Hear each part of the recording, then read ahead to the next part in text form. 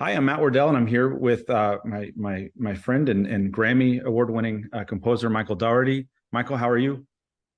Very good, thank you.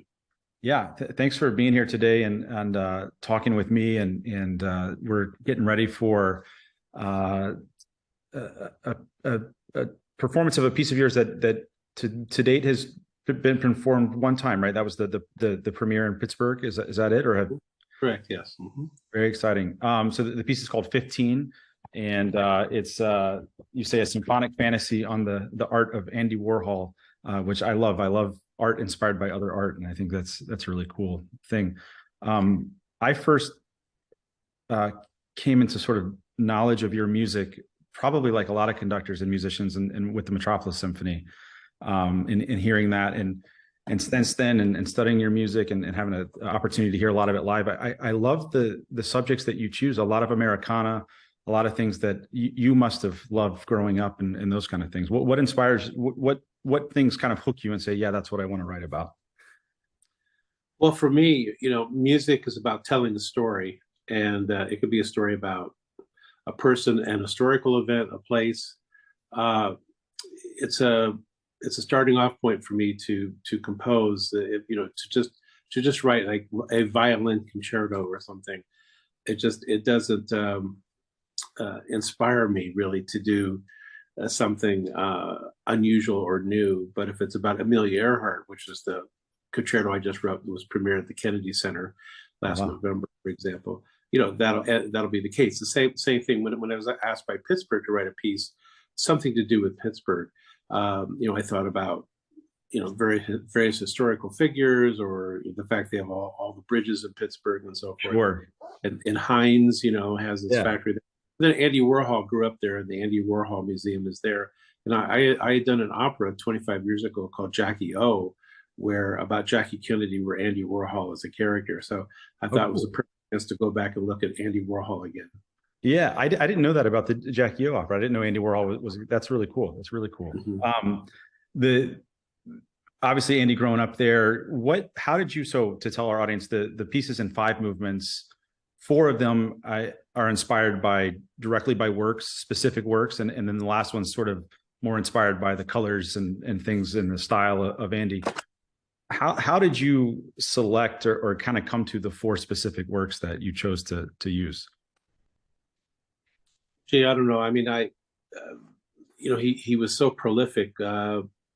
I went to two or 3 years ago. I was in Chicago. They had an Andy Warhol retrospective there, which was really quite good. Yeah. I've also been to the Andy Warhol Museum in Pittsburgh, and I have a lot of books. Andy Warhol. I just kind of looked through the various paintings and lithographs he did, and then I picked some that I thought sort of would work well with music. So of course the Beethoven, works Yeah. perfect. Hard to Uh, ignore that one. Yeah. yeah, the first movement, Ludwig, Yeah.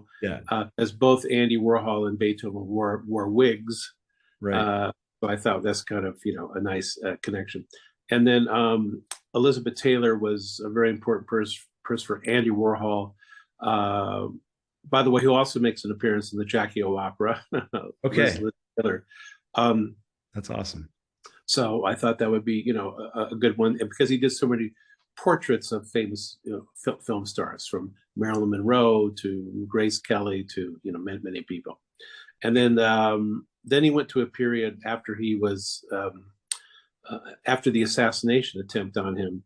He then went into a darker period, and so he did a big series about electric chairs, and especially the ones in Sing Sing Prison, which is north of New York City. Mhm. So that's sort of the dark period, and that Yeah. piece is very different.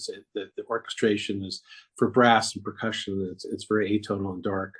And then later on, at the end of his life, he became really obsessed with the painting of the Last Supper by Da Vinci, Right. and did many, many different versions of that in different colors and in style. And so there actually was a religious side to Andy Warhol, where he went to mass every day, and his mother lived with him most of his life, and she was very religious, so they would go to mass together in the morning before he went to work at the factory in New York. But he hid that from people. He thought it would That wasn't ruin cool. his reputation, ruin his reputation if people knew he was religious, because he was Yeah. a real party animal, going to Studio 54 and Yeah. hanging around all sorts of really out there, very crazy kind of people. I'm imagining him leaving Studio 54 at 5 a.m. They go, "Where are you going?" And he said, "Well, I'm just going home," but he's really going to mass. He's getting. Yeah. That's awesome. But so there was that side to Andy Warhol, and that secret side of being very religious person. So I thought it'd be nice to bring that in. And then finally, the last movement is a Passacaglia in primary colors, and that's one thing I've always liked about his work is the use of primary colors, and also that lends itself to thinking about the orchestra as kind of a huge colorful palette. So so the piece ends with that. It's a piece of the 5 movements. There's nothing that I'm not excited about, but I'm really excited about the Passacaglia. I actually really love the electric chair movement. It's scary to me. I mean, when I saw the Pittsburgh premiere online live, when they broadcast that, and it's you really evoke, I think, not only because of the brass sounds, which of course most people know they buzz, to make the sound, the way those half steps and those different sort of things start cascading, the percussion instruments, and then of course the DS array coming in at a little bit at different times. Man, I think that's an exciting movement that I don't know. I'm looking forward to it. When you heard the premiere in Pittsburgh, which is fantastic, it was just a great thing. What is, as a composer, and you've written so much, and in so many great works, but what do you think at a premiere? Are you ever kind of like, oh, or wow, I wish I'd have done that more? I mean, was there any thoughts like that? Is there anything that or at that point, do you kind of know what's going to come? Well, I've been writing for 40 some years now. So right.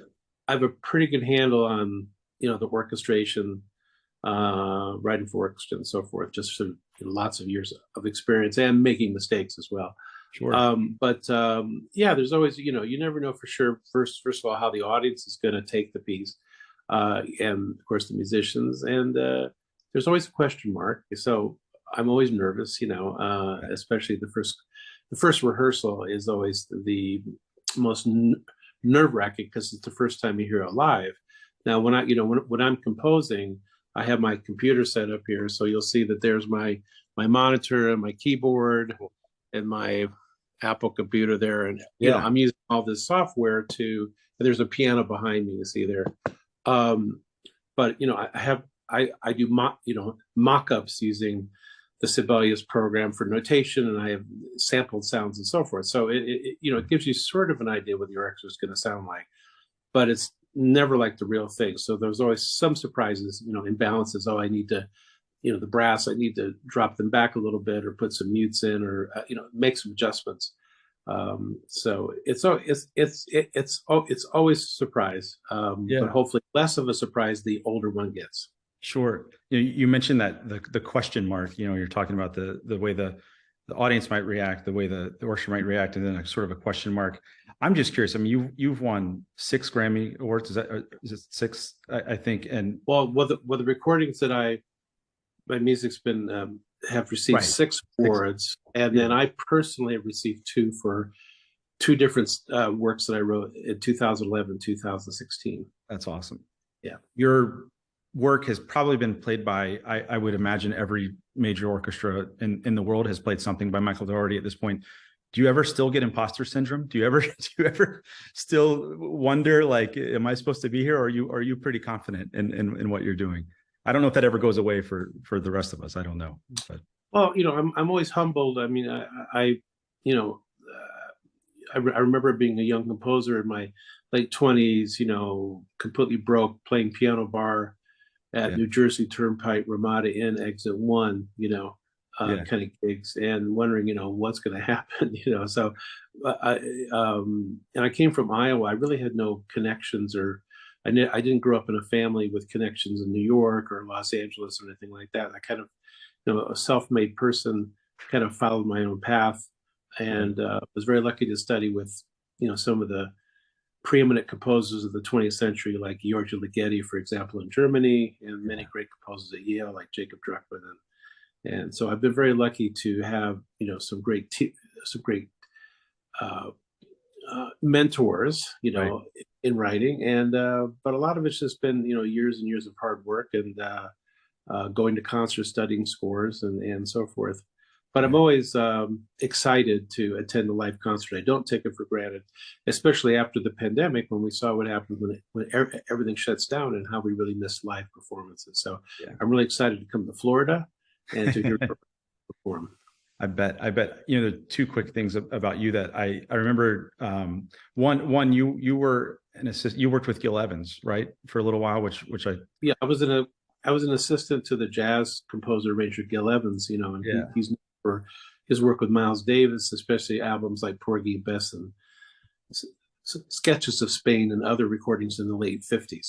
Right. And do I remember you telling me before that, were you did you volunteer or were you an usher at Carnegie or something or something like that gave you an opportunity to see a lot of concerts when you were young?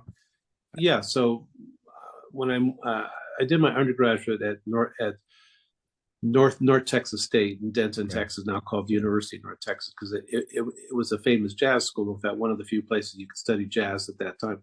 In '76, I moved to New York, and after 1 year in Manhattan, Manhattan School of Music, where I did a master's in composition, I lived in New York for a couple of years, and I supported myself by being an usher at Carnegie Hall, where I was able to hear, every great orchestra.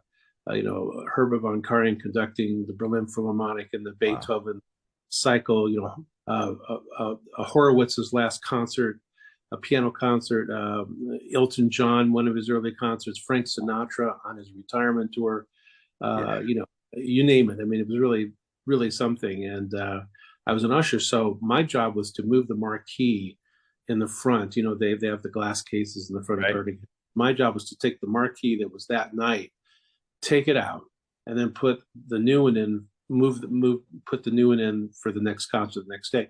And then my job was over. So I could then go sit anywhere and, and listen to it and listen to the concert. So it was a great experience. Yeah. What an awesome opportunity to hear so much great music and in all fields, right? In all spectrums, classical. Yeah.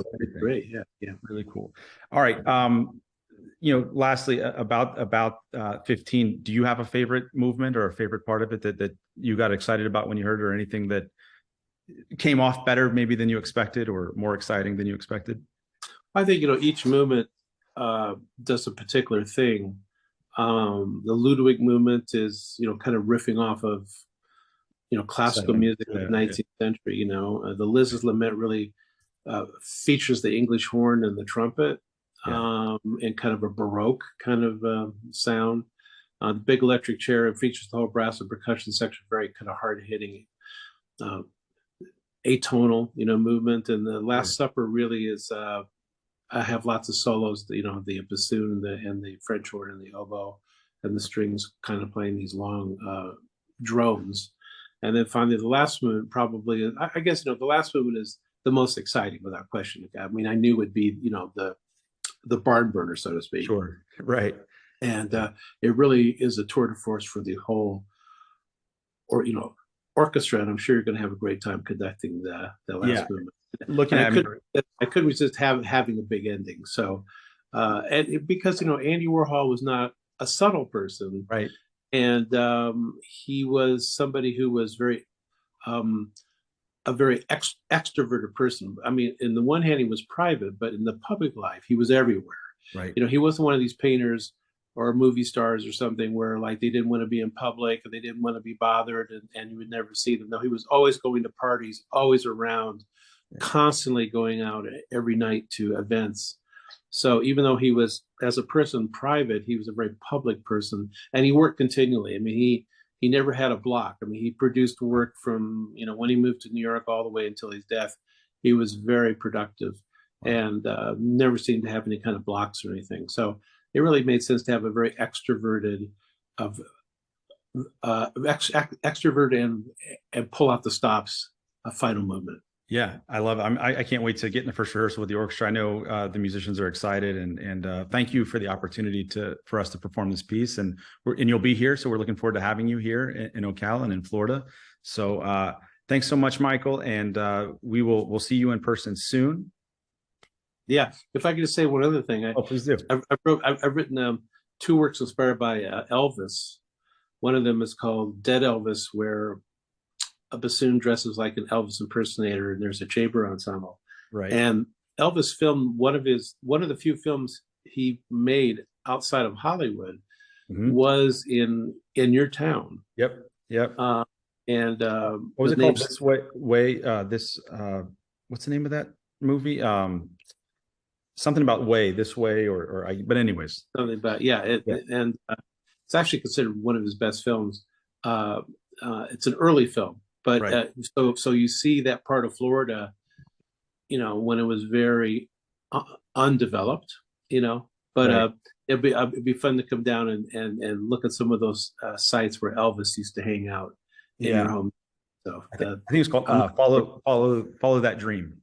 Follow That Dream. That's the one. Yeah. There's a couple of locations I'll show you downtown. One in front of the Old National Bank where we've got some pictures of him holding his coat, hanging out with some of the state troopers. Just the folks that have been around here a long time, they still remember that, and everyone has an Elvis story from that time. Yeah.